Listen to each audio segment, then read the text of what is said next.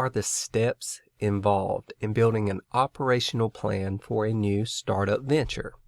Well, to begin with, you're going to want to develop your concept of operations. That is, what exactly do you produce or what service do you render? What is the value delivery process that you are going to undertake? This is going to combine a great deal with your overall strategy, but you're operationalizing it in terms of the steps that you're going to undertake. So be very as specific as possible in stating how you're going to carry out the function of delivering value. Then you're going to want to come up with an idea of what resources, particularly equipment, material, goods, personnel, things of that nature that you will need to carry out this process. So that's step one. You have your concept of operations. You're identifying many of the things that need to be organized further. After that, you're going to do your research. You're going to look at other competitors in the industry. You're going to research the market at hand. You're going to look at the providers of materials, resources, the availability of personnel. You're going to test the value proposition in the given market. You may conduct field tests yourself, focus groups, surveys, things like that. You may even hire external experts to give you information so that you can more appropriately or accurately, if you will, assemble the information around these different procedural steps that you're going to undertake. You're also going to want to identify any commonly understood principles, any identifiable rules, patterns, standards within this industry or field that you're going to have to deal with as part of the value delivery process. Because once again, organizing the various steps in the process is the heart of the operational plan. If you have standards that you have to meet, rules that you have to adhere to, patterns that frequently occur that exist in a given market, then you're going to want to be aware of those and identify those.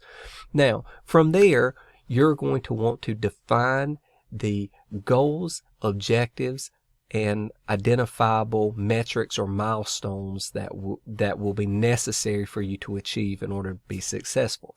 So you'll lay out things such as what are the costs of the resources that you're going to incur? What is the budget going to be along a timeline? Of the resources that are required, how are they going to be allocated and at what rate? And pursuant to that allocation of budget and other resources, what are some of the goals and objectives that you hope to achieve along specific periods? You can refer to these as milestones, places you hope to be along the development process at a given time. This is going to start the process of formally developing the operational plan. And then lastly, you actually get to work assembling those resources and building the operational plan at the same time you're actually building operations. Because a plan is valuable, but it's most valuable when it's a reality. So oftentimes you'll build your operational plan and you'll modify it while you're actually building the operational elements of the business. So you're going to categorize logically all of your resources so that they can, again, be allocated most efficiently, and you're going to start allocating them to the specific tasks and functions and connect them with the milestones that you hope to achieve. You're going to connect the budget closely with those resource allocations along the timelines, paying specific attention to the costs. Costs are more easily projected than revenues in most scenarios. So with that being said, you want to make certain that you are allocating adequately the cost associated with any given resource allocation. And then you're going to align that with the technical or procedural steps that you're going to use to carry out processes within that given phase and match those closely to the results. Again, you'll align the milestones with the things you're doing.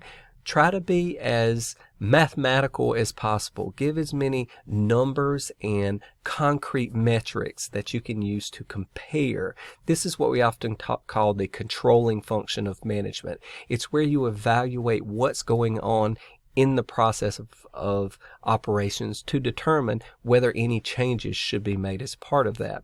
So when building the plan, aligning all of your activities, all of your resources along the cost budget line, matching them closely with the various milestones that you hope to achieve at various points, is the crux of the operational plan. And so operational plans will have numerous categories, numerous elements, depending on the nature of the business. So with that being said, these are the common steps or general phases that you will go through in constructing the operational plan.